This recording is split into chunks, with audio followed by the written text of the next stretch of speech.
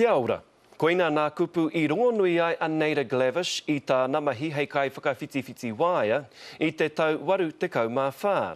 Rua te kau mā whitu ngā tau kua hipa, na namahi tautoko I te iwi Māori me te hapori whānui, kua whakawhiwhia he tohu ki aia. He whakamānawatanga kaore I Pirangitia. Ka wai atu au ki taku kaumātua kei roto te tai tokerau.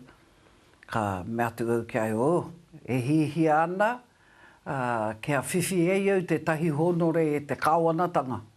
Engari e karanga he ake ana au, he whaia ki runga ki tōku marae ka nui tēnā. E ko tāna. Ha, ko wai koe ki te mea pēnā, e hara mau, e hara nau.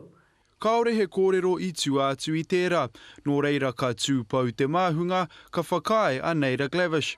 Ko ia te hea mana o te rūnanga o Ngāti Whātua, he kai aruaru I ngā take tōranga pū I roto I te rōpū mana motuhake, tae noa mai ki te Pāti Māori. Ko ia hoki tētahi o ngā pau o te ohukai moana, nāna ngā rawa ika I tītari ki te Māori. Engari tūturu no te ao hauora ia, mai rā nō ko ia te kai tohu I ngā tikanga Māori I tēnei hōhipera. Hoi no mihi atu ana rā tuatahi ki tōku tūpuna whaia. Nā nau I ropi I tangatai au, I roto I wāku mahi tēnei rā. Ahakoa te nui o ngā mahi kua tutuki I aia, he maha kē kei mua I te aroaro.